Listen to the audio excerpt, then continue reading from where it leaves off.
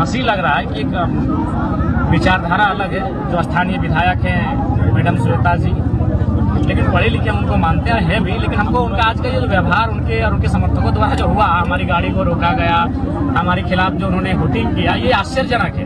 अब मान के चलिए हमारे जगह अगर ढूलू महतो आते माननीय सांसद, तो क्या उनको रोकने का अधिकार है? नहीं।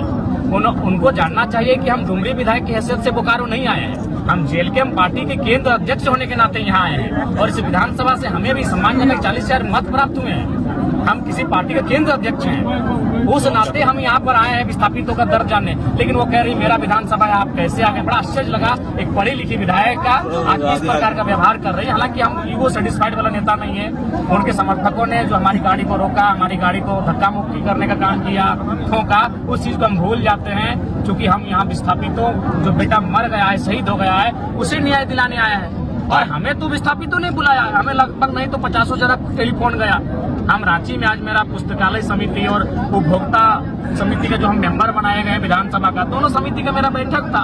हम रांची बैठक भाग लेने गए थे, तो जब वहाँ हम शाम को निकले तो हमें सूचना मिली कि नहीं, यहाँ पर एक धरना हुआ था अप्रेंटिस अभ्यर्थियों का, जिसमें सीएसएफ के द्वारा लाठीचार्ज हुआ है और एक भाई का मतलब डेथ हो चुका है। तो फिर हम डुमरी विधानसभा हमको जाना था, बलथरिया गांव के ग्रामीणों के बीच कुछ समस्याओं को सुनना था रात को।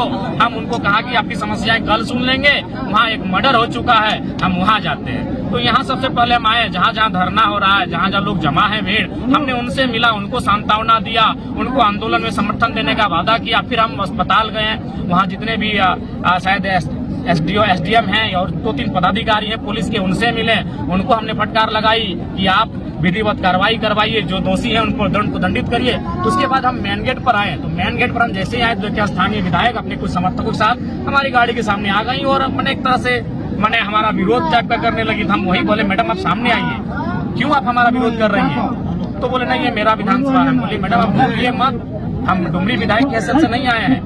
और ये तो मन में संकीर्ण सोच होना ही नहीं चाहिए कि मेरा विधानसभा तेरा विधानसभा। यहाँ मौत हुआ है, यहाँ प्रशासन ने हैवानियत की हद को पार किया है, यहाँ मिल के विस्थापितों की लड़ाई को लड़ने की आवश्यकता है। तो ये बड़ा आश्चर्य हमको लगा। बोर्ड को भी उखाड़ दिया गया, बोर्ड को भी उखाड़ दिया गया, बड़ा दुर्भाग्य है। लेकिन खैर हम अपना ईगो सेटिस्फाइड वाला नेता नहीं है, हमारी गाड़ी को भी तोड़ देते तो आज हम नाराज नहीं होते। क्योंकि अगर हम नाराज होके अगर फिर अपना ईगो में लेंगे तो आंदोलन बिखर जाएगा। आप बीजीएच में एक बयान दिए हैं कि जो अधिकारी हैं उनको सड़क पर अब बिल्कुल जो बीएसएल के अधिकारी हैं उनको सड़क पे निकालना चाहिए और चप्पल जूते मारना चाहिए। बिल्कुल सही। उससे क्या होगा? एक छोटा मोटा केस होगा मौत से, तो लेकिन वो सबक सिखाने की आवश्यकता है। हम जब इस तरह का बयान देते हैं तो लोग बोलते हैं कि 29 साल का लड़का है, बड़बोला है, कुछ भी बोलता है। लेकिन हमको मालूम है, हम जनता के बीच से उठकर गए हैं, इसलिए हम लिपापुती वाला बात नहीं करते हैं। जो स्पष्ट होता है हम कह देते हैं। मानते हैं कि विस्थापितों का अलग अलग गुट होना एक कारण हो चुका है? बिल्कुल, बहुत बड़ा कारण यही देखिए विधायक मैडम का रवैया।